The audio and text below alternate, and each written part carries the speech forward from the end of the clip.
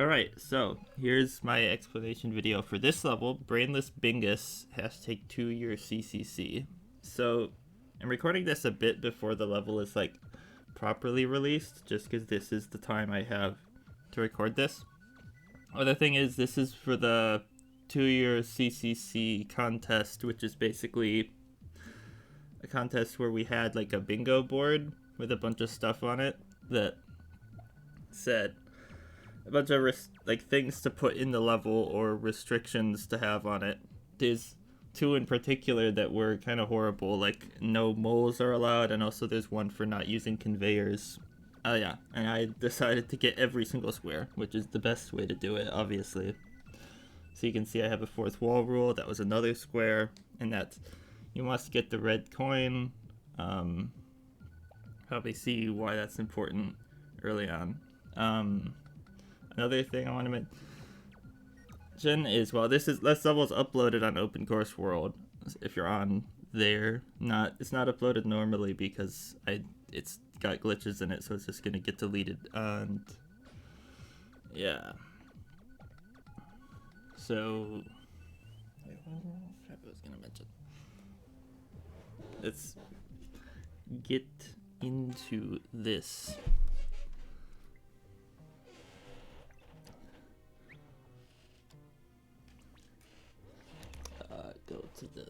Go to the main world, please. So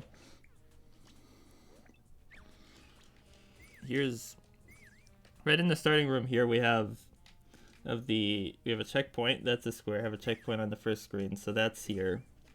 And we have this door. It's the end, but because of the fourth wall rule, it says you're supposed to get the red coin, so this is not the real end of the level. But then if we walk over here, well, if we get the checkpoint and we go over here, you can't go in that door because you're big. But then if you don't do that, no mushroom falls and you get trolled. That's a pretty simple thing here with a progressive power-up setup. This big mushroom will, if you're small, it'll be a small mushroom. It loads in right in the middle at the bottom part of it, so it hits that note block and instantly blows up the bomb. If I'm big, it just doesn't spawn at all, and it does nothing. I have this little weird scroll stop breaker, which also blows up if you have the switch hit. That's like weird 3 switch blocks, but it works. And then the door would lead you to this room. There's immediately this cannon clown car thing that holds it open. And then the first setup that you might not know how it works is this. Just start here. I should get a switch. Give me that. So you can see that clown car on the left is kind of clipped down into those note blocks.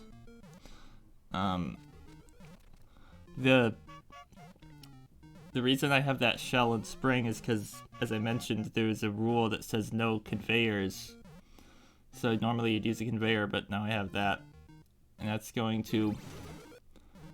fast, but it basically hits this, which is a big spike ball. It hits the note blocks up, and note blocks being hit up are like the highest collision priority of any object. So basically it pushes the clown car straight through the wall. That's just weird. And this setup only works with an empty clown car, so then the launcher in it is up here, and it kind of gets into the clown car as it's clipping through. And that's what allows it to actually clip the clown car itself all the way through the wall. Yeah, and also I want to mention bingo squares. There's even more here because in this first section and into this room, the first couple trolls don't kill you, and that was a square. I have a section with trolls that don't kill you, so I made one where they don't kill you and they send you all the way back. You'll be forced through here back into this door and you to the end. The false ending.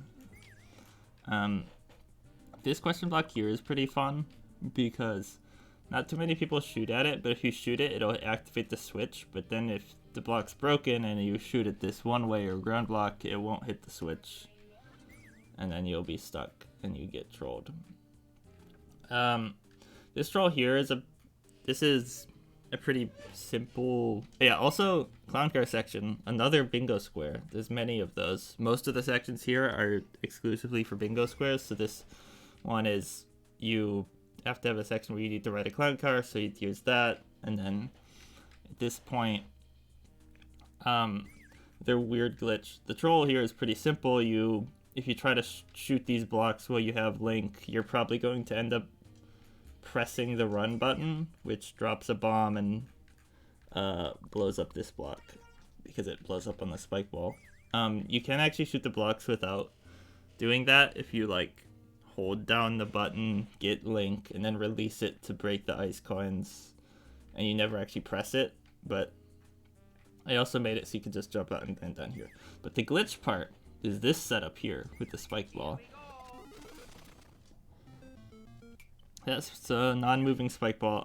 The reason I needed that is because, again, no conveyors. I couldn't just put a conveyor down here, so I had to have a spike ball that doesn't move. The way it works is kind of weird. This is pretty new tech.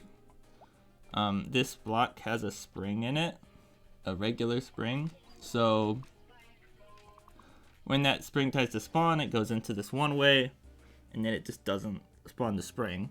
But the spring does still kind of exist for like a frame. So if during that frame this spike ball tries to bounce on it, that spike ball kind of starts its bouncing on a spring animation. Like if you pay attention to when items usually bounce on a spring, they like stop moving horizontally, kind of sit there and bounce down for a second, and then they bounce up off the spring. But in this case, the spike ball it just hits the spring for a frame. It doesn't actually complete that animation, and it just gets stuck in that weird non-moving state. And this works with basically anything. So I used it a couple more times in the level. And in this door, is switch state gonna be right? I don't know. I forget. This is kind of a funky troll. The setup for this thing is an absolute mess, but basically, oh god. So this clown car thwomp is able to hold up the P switches because it just can. This bomb, the thwomp gets bounced to the right into the bomb. This spring just kind of falls out of the way, but it's there to give the thwomp more bounciness. I don't know if it's actually doing anything, but it exists. This is what kills the thwomp. This Goomba walks over, hits this note block, and bounces up into it. That could have just been a munch. Well, actually it couldn't because P-switch, but like conveyor stuff. This spike ball on the blue platform is the most interesting one.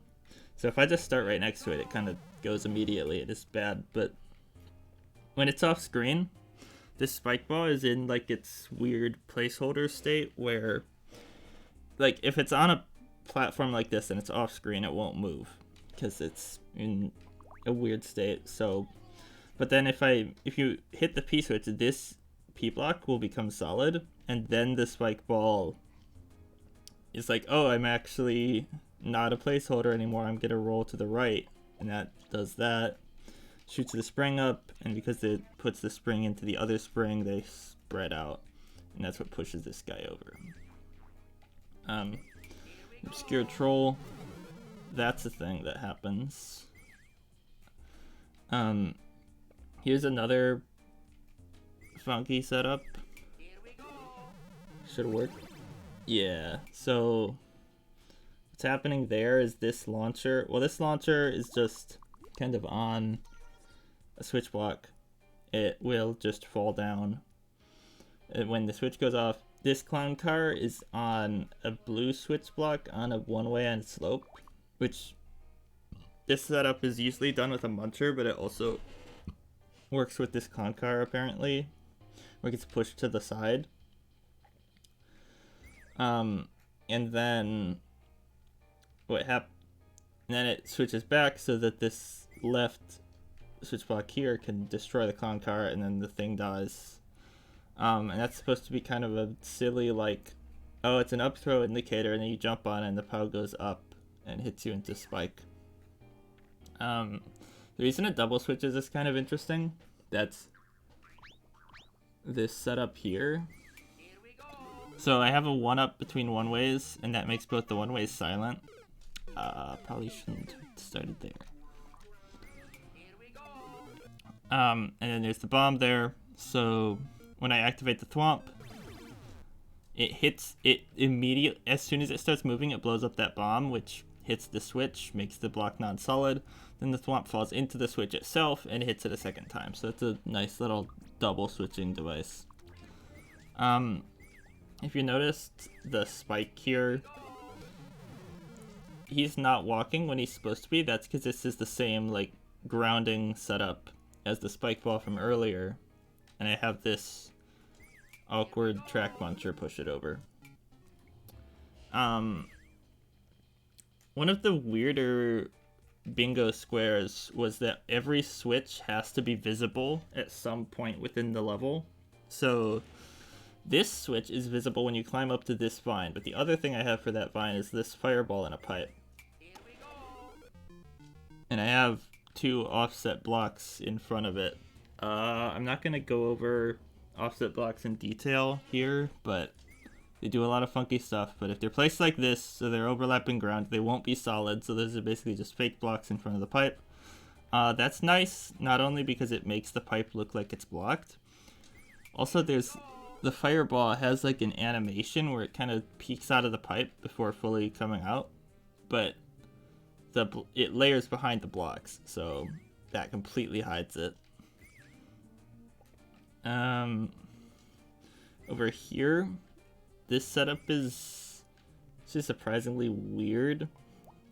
So first of all, just this guy.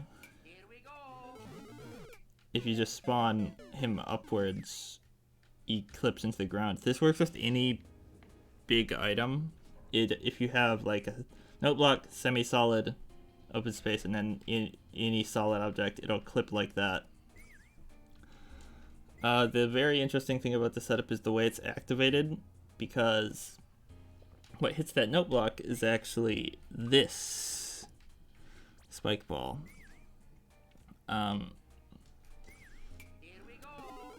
Yeah. So this is a glitch called detached claw. So where's the claw? So that's actually this claw. Yeah.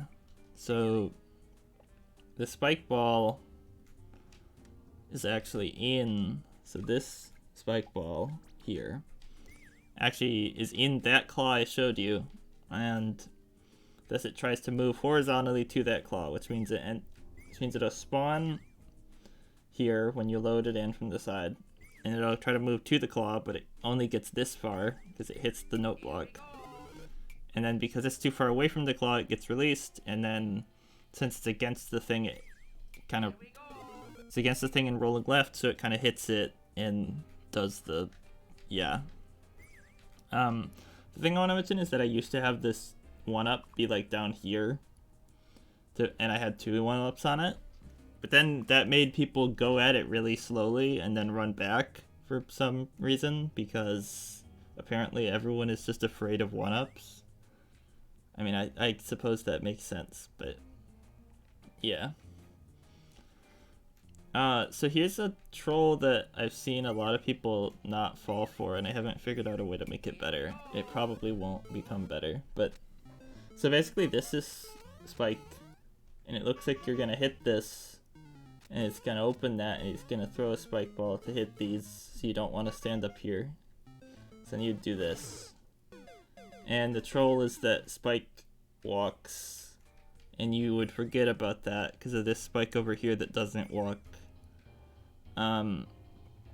That's basically, so there's a bingo square that's for like making the player forget a basic game mechanic, which I think might have originally been my own idea, but it's kind of hard to do. So this is supposed to be you forget that Spike walks. The previous one, there's another one of that I already went past. It's the clown car bomb thing here.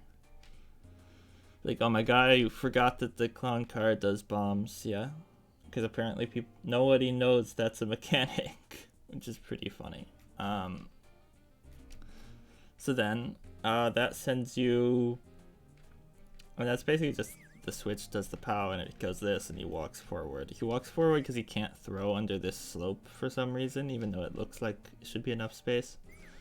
So then this setup, so to explain what this is actually even doing, I have to go over what it's for. So this checkpoint from the beginning, the way it was set up originally is that if you get the checkpoint, you're forced in the door and you can't win. Or, well, you're forced in the door and you can't progress in the actual level. Which means the intended solution is to skip this checkpoint, but I still want this checkpoint to actually be usable as a checkpoint. So the way I did that is kind of interesting. Basically, I want you to come back out this door. See, I need you to come back to this room. The best way to do that was to make you come back out this door. You'd have a big mush. You collect the checkpoint, and then you need to die. Because then spawning here will open up an alternate path.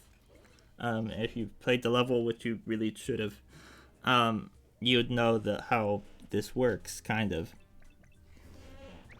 So over here, these 3 suspicious breakable blocks are for this point. So once this is open, so Spike will open that scroll stop, and I need it to force you in the door. The way that works is this is kind of weird because this launcher is spawn blocked by these blocks, which means I actually need to break these 3 blocks, then open the wall. The way that happens is this cannon and bomb and thing. Basically, a cannon and bomb and piranha fall down, blow up, and the cannon lands here, and giving you a platform for the door. That also opens up these 3 blocks. And since this launcher is far enough off screen, so the scroll stop is where's the thing? So scroll stop is here, this column. Which means we have these 3 blocks. Which means which means the launcher and Big Mush aren't actually spawned yet when the thing opens up. Which means that when the wall actually opens, the launcher can spawn, and it also spawns in the Big Mushroom. And you can collect the Big Mush, go in the door, do the stuff. But the other thing is that when you go in that door, you need to die. Which you fall straight into this pit because these blocks are gone. The reason you needed a Big Mush is that it makes you collect the checkpoint the instant you come out of the door, which is nice. Just to kind of avoid the confusion of not knowing where you're going. The other thing, and also falling in the pit with these blocks being gone, make you die immediately to also help with that. But how do those blocks break? That's really weird. It's actually this thing here, which is it's a teleporting spike ball, but it's a really odd setup for one. So, well, okay. Okay.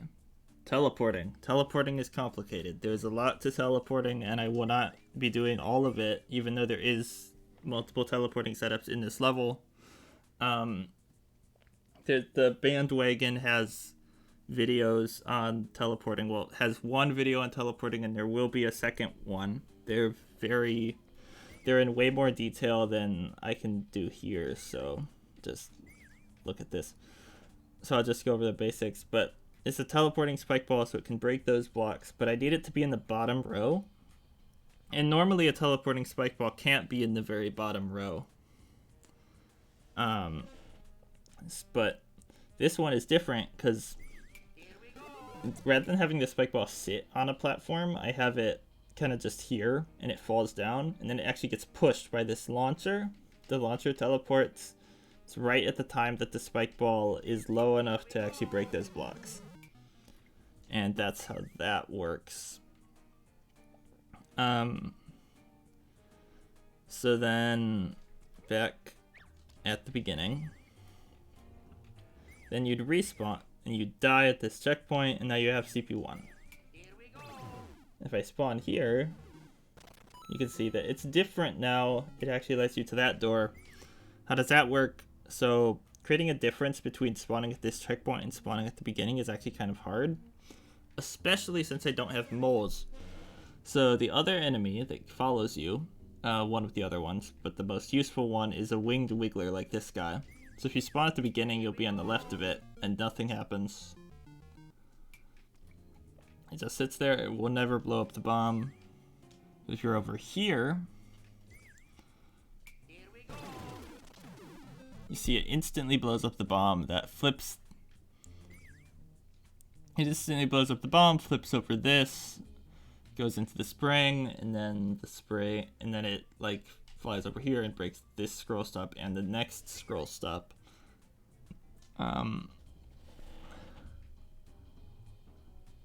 This fireball melts that ice coin. Oh, right. Okay, I remember what this is for. So the reason I have a fireball melt this ice coin is because during the first section, I would make you come back out of this door, and I need that to not set this contraption off.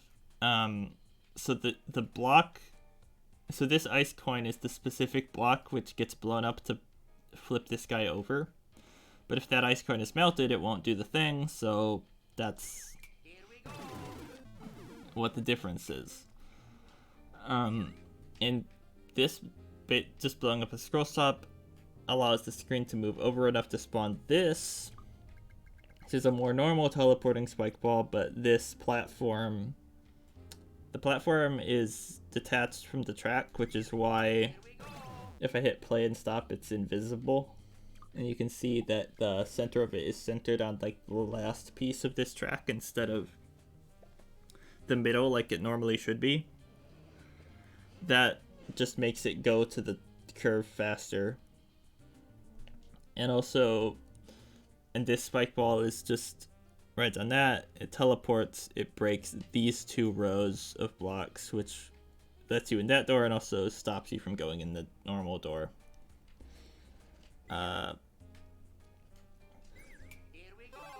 Stop.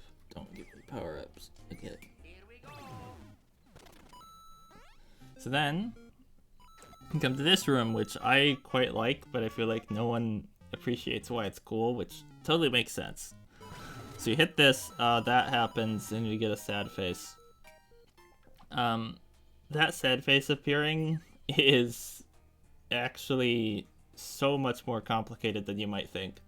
So this thing is just the P-switch repeater. It falls down and does that. But I have all of these POW contraptions all around this. And basically the way this thing works is that when a POW blows up, it will...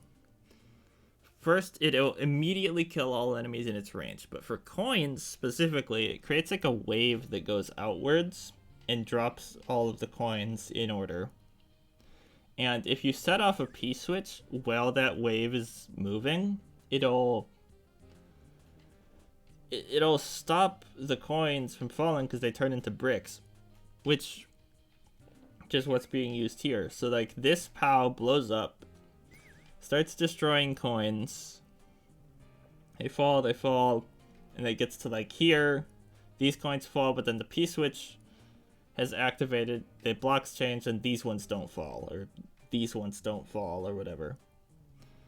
And that's basically this whole setup, but I need a POW on the right and left. Also a POW at the top, that's this one, and I need tiles at the bottom. And you might notice that these are all different timing. Like, if I just had the bomb immediately get blown up by the switch, it would be kind of... that would be great, but I can't control the timing of that. It's fixed. So I have set up stupid things like this, where the switch actually makes this spring fall, which bounces this bone shell, which hits this brick, which bounces up this cannon, which blows up this bomb, hitting these 2 blocks and setting off those 2 POWs. That's literally just to make it very slightly slower so that the POW wave has less travel time before the P activates. And thus it can only drop the coins that I need to drop. These 4 big coins are specifically placed because that's the middle of the smiley face that I wouldn't be able, or the frowny face that I wouldn't be able to hit otherwise. So I just directly make them not ever turn into bricks because they're big coins. The switch that gets activated is this one, which is on screen, of course. This is a hidden block detector. I think that setup's been seen enough times that I can just, have it here. When you hit the Kaizo block, it'll blow up that bomb, hit this hard block, which drops this muncher on that P-switch. This slope is also a timing thing. Yeah. And this was basically the first idea I came up with for this level, and this is accounting for the Bingo Square Shinyville, where you have to have a section where every open tile you can see has a coin in it. So what I did here, these 2 tiles are empty because they have Kaizo blocks in them, and the idea is that you'd notice these 2 squares are empty and be like, oh, that's not the rule, and you jump here, and then you get trolled. And it does the cool thing that you probably won't notice. So then you go in here. This muncher is P-switch protection because you could get in the pipe with the P-switch if you... when the thing goes off, it leaves this coin being as a brick and blocking the pipe, but you could have collected that first and then activated it. So you go in here, and then you get blocked off by that muncher, which is spawn blocked. Okay, so this room. This is accounting for multiple bingo squares. You have to have a spot the difference troll, which is this, and you also have to reference a CCC collab. Luckily, the collab VCCC2 was basically themed around spot the difference. So this is, I think some people in the contest did is basically just say any spot the difference is a reference to that level. Yeah, no, I referenced it specifically. This thing looks like a section from that level, like with the claw, with like the spot the difference with the claws and the tracks and the P blocks and the blue platforms here. So I did it more specifically.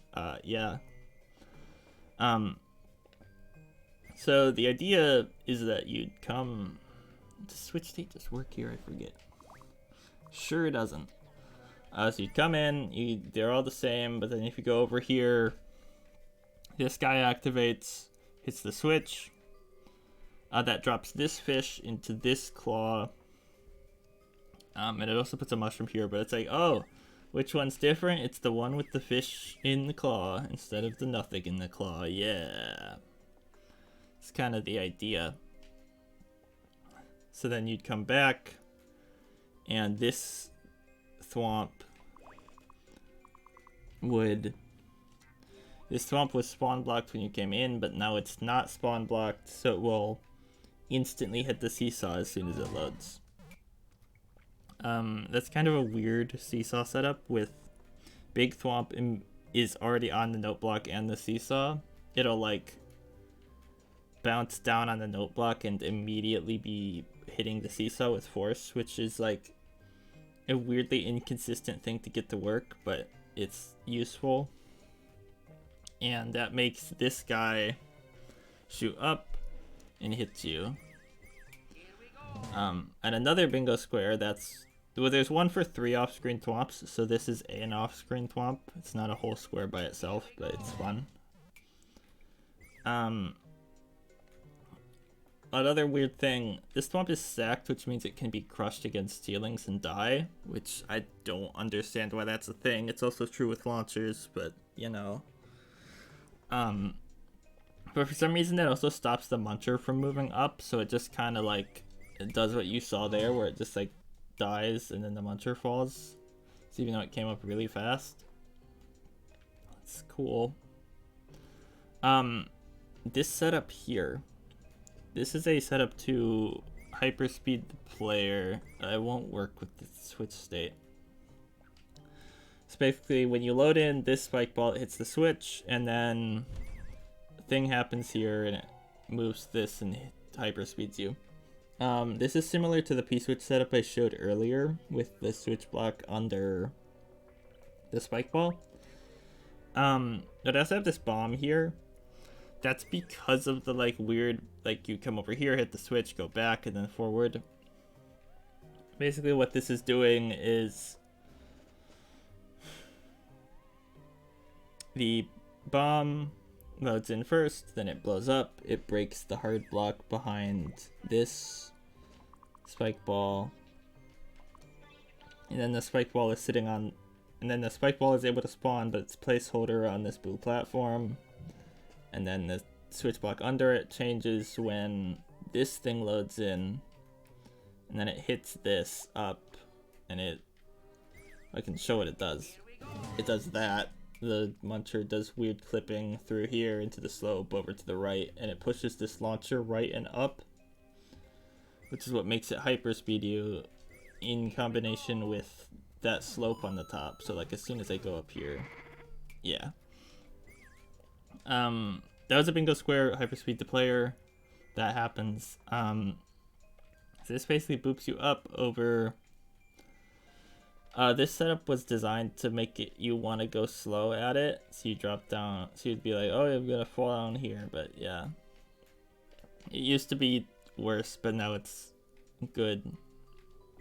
One of the big things that made it better is this blue platform here, which seems kind of weird. Like, this spike ball's on ground, it'll just roll immediately even with the platform there.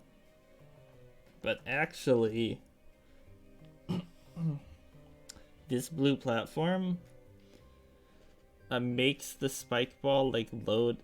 It makes it load in like earlier, but not a whole tile earlier, so that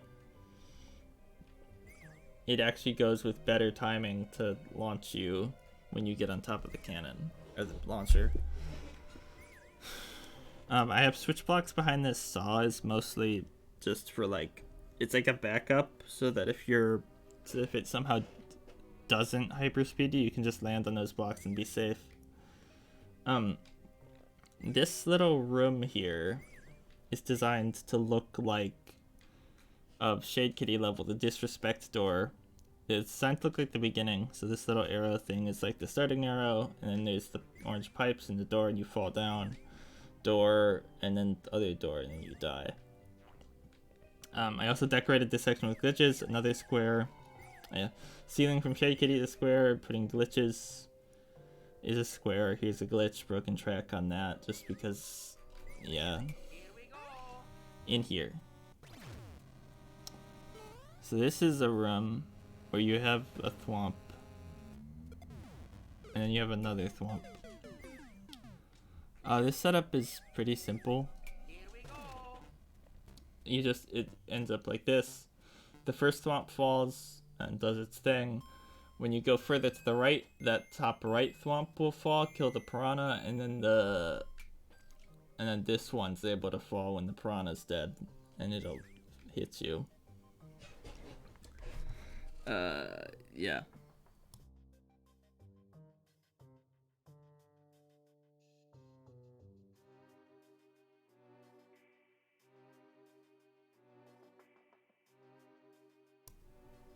So, what's kind of fun is that this thwomp actually prevents you from riding the donut down slowly, so you just have to drop down, and then you'll land on this thwomp, And it's funny because it's like it's another off-screen thwomp because it was off-screen and you fell onto it and died. Haha, got him.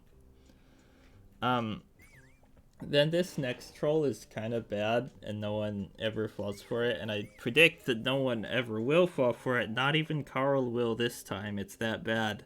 But I feel like it's kind of too late to change at this point, so whatever. Is that you'd run away from the thwomp and try to jump up here and you go in this pipe because of the Kaizo blocks. And this pipe sends you into this pipe, and then this pipe sends you into here, and it's the door again. Funny.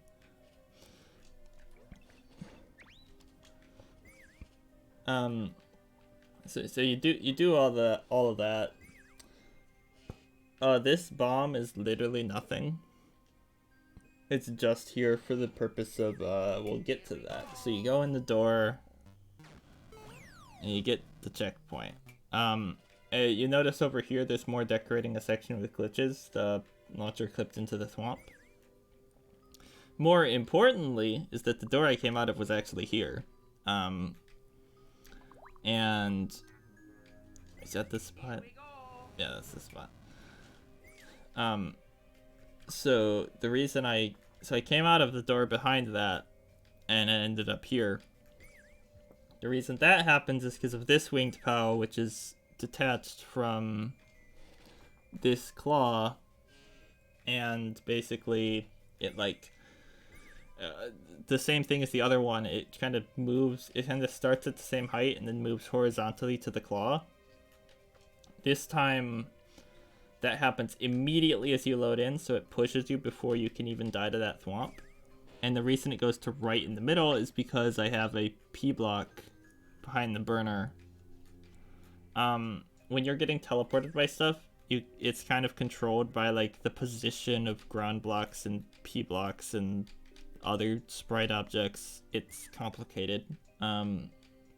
Basically, because this P, you go through ground and hit the P block, so you stop here and you're in front of the other door. And it's like, oh, you came out that door, but really you didn't. That's all you really need to know about that. So you go in here, and now we see the bomb was to match the bomb here.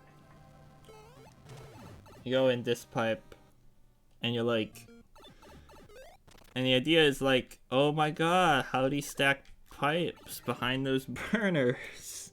Stacked pipes aren't a real thing that exists. Yeah, they're not. This is a different place. It's all the way over here on the, it's literally on the opposite end of the subworld, which is kind of annoying for building a twice, but whatever.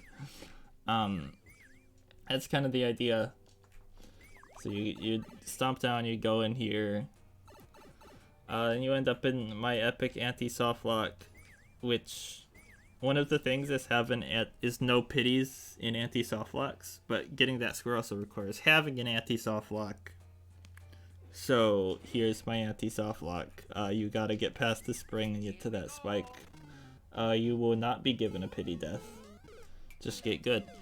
I also needed wordplay, so fun thing here is that says bingo, but if you sit here,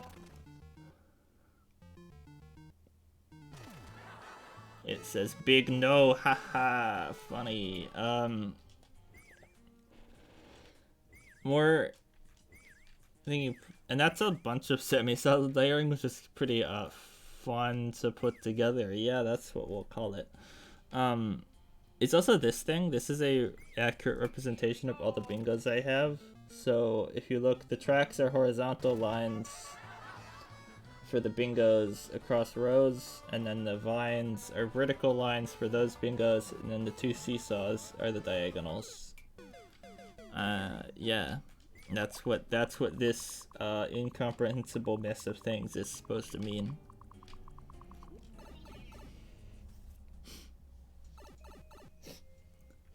Then we need a troll that revolves around Bowser, so I just have this in the this is twice. Twice is another square. You needed twice. You need a troll that revolves around Bowser. This swamp is now downwards. It goes down here, hits the seesaw, Bowser comes up. And because Bowser is Bowser, he's able to hit you even though you're in the boot, which is like slightly interesting. So yeah. I have this spike ball break these blocks, which is like, there isn't much purpose to that, but it's partially to make it look like it's the same room as the other one, because the other one had this pipe with the hard blocks, so it's like, oh man, it's the same spot. And also it creates a sound effect to draw you back over here to where you're supposed to be going. This launcher is also lies because there were hard blocks here and like at the door, but there's no door here. There's just a launcher that's covering nothing. Cool. And the pipe is just fake and you die. Epic troll. So then you come over here. This is that. Here we see the second use of the grounded spike ball. It's the same as earlier, but with a small one. This is just, again, because I can't use conveyors to hold it in place, so I have to use this stupid thing. And then this dumb troll is actually just, like, there's not even anything hidden on this troll. You just hit this, and it does that. You can see literally every part of it. Amazing. So then you activate that P-switch. It's kind of worked out because I came up with this dumb troll, but I also needed a P-switch to activate before you go in this pipe, because that's here, and that's about the beginning. When the P-switch is active, it spawn blocks this whole wiggler thing, and it opens up this little path. You run down, you go over here. Because you have to jump, you hit this block and spawn that, and then if you get it, you break these blocks, and yeah, bad things happen to you. I also have this silly little fish, which, if I can show what it does, I think I can be safe to just load next to this setup, but I'm not actually sure, because switch state is bad as always. Go in here. If I go really fast, we should see a troll that's not as common. Yeah, the fish is lined up to do that, where it boops you from beneath and pushes you into the big mushroom, so you CPU1. Thing about CPU1ing there is that if you CPU1 and then you decide to go into the door, then it's CP0 and it's worse for you. When you could have just died on these blocks. I don't care. Yeah, just, yep, have fun with that. It's epic. Very simple troll. Also, more bingos from this thing.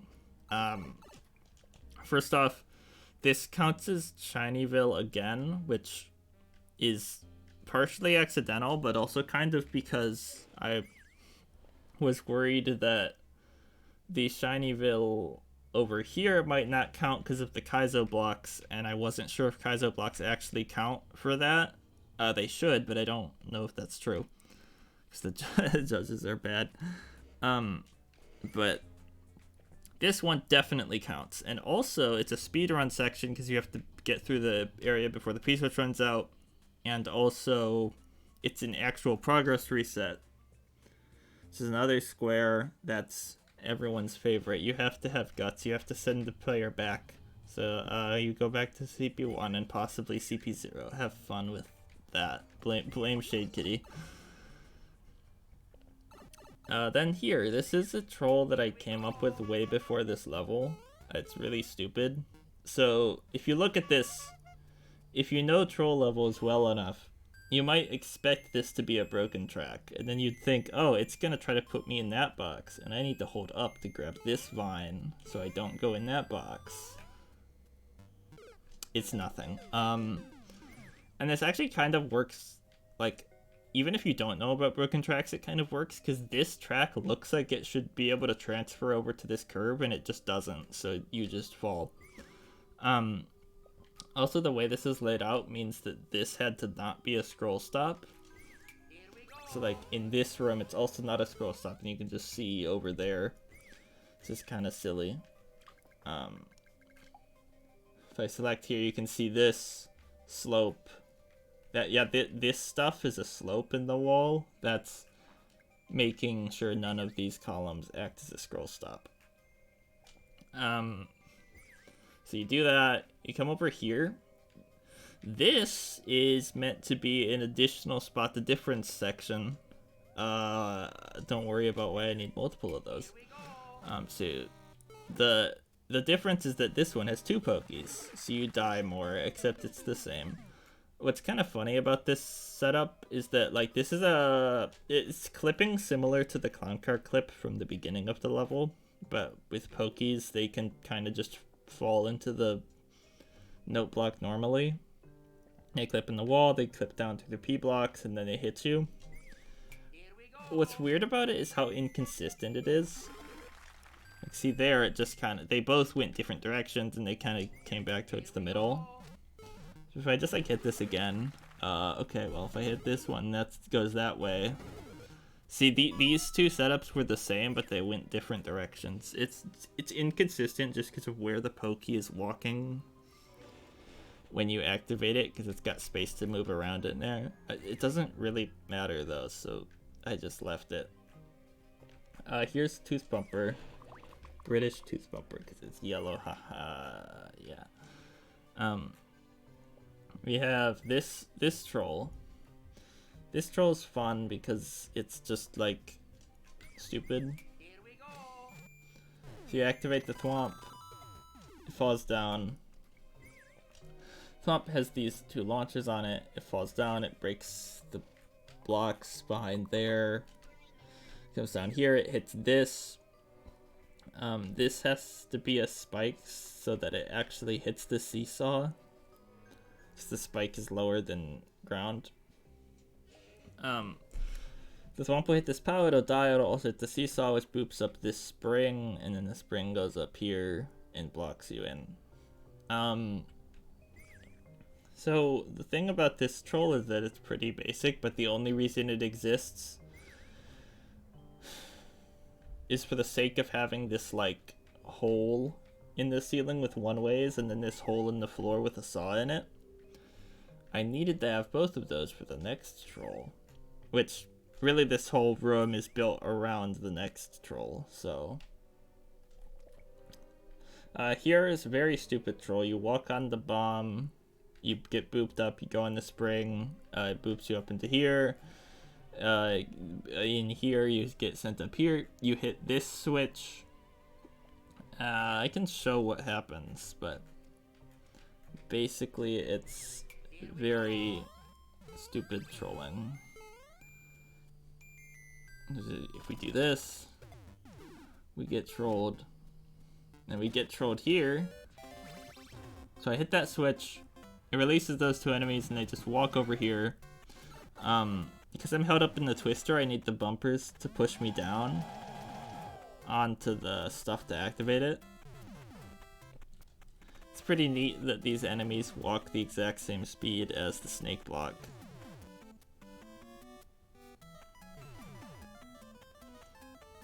And barely make it off the end of that, and then they put you into the box.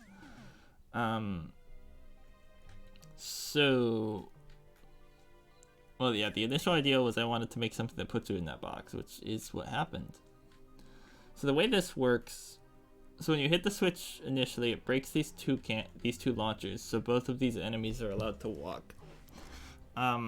They should both be walking to the left because of the way you loaded in from the left, and they're stacked on here and they don't have a chance to do anything. And the one weird part is that this cannon is sitting on a donut here. The one that's stacked on the Goomba is actually lower than the one that's stacked on Spike or Goop. So Goop and the cannon, so the one Goop is carrying will pick up this cannon off of the donut and carry it with you, which is why it ends up above your head instead of just like being on the left cannon or whatever. That's that. This is kind of the last real setup. I have this broken track. It's broken in it's broken on both ends just because I wanted it to be in this exact spot, which is weird. I don't think this actually affected anyone, but like, it's like, oh, it's detached. It's like a track platform, but it falls slightly more like a real platform because it's detached and it's not starting on a track. That's probably no one noticed that or cared, but I did it anyway. And it hits here, it teleports. Because it teleports, it gives you hyperspeed, and that hyperspeeds you into this. And then that lets this fire flower drop onto this. It's like this. Well, actually, yeah. Before it teleports, this fire flower hits this note block, which spawns this muncher, and that will crush this bomb. The bomb is stacked like this so that it's further off screen and you can't see it. And to blow up the bomb, break these two blocks, and then this track cloud, and then because that scroll stop is open, it spawns this spring and track cloud, which carries it up over here and places it in front of the pipe. This stroll hasn't been that effective, but there's something kind of fun about it that I quite like. So if I go over here, we do that. We dodge this. So if you're a smart person, you're like, that's probably gonna do something. So you go up here and you hold right. If you're holding right, the teleporting hyperspeed will kind of stop immediately, which is weird. But what that means is that you then go right into this pit, and because this takes so long to actually cover that space, you have time to just fall down here and die. And I've seen multiple people do that, which is quite funny, even if they don't fall for the actual troll. So then you'd go into this pipe, and you're here, and you need to get the red coin. There's another off-screen thwomp. There's a Kaizo block. There's fun things. The fun thing is that collecting the flag without getting the red coin would technically count as a actual CP0 here if you were really careful about following the fourth wall rule. So, but I don't expect people to follow it at that point. Like, if you hit this Kaizo and win and don't get the coin, then I'm okay with if you just declare that as a victory. Yeah, I think I forgot to mention this section here. There's a fourth wall rule for having a section where you die to both Goop and Gorp. I don't remember the exact wording, but you have to die to both of them. So here's a troll where you die to Gorp because your death is this guy coming down and throwing hammers when the pieces blocks it. And you go here and you get pushed up into Goop, so you die to Goop. And then this one, because Gorp spawns into the floor and throws a hammer at you, die to Gorp. And then over here, if you actually manage to fall for this troll, you die to Goop again. That's pretty fun. That's a bingo card. I believe that is all of the things here. Just gotta scroll through.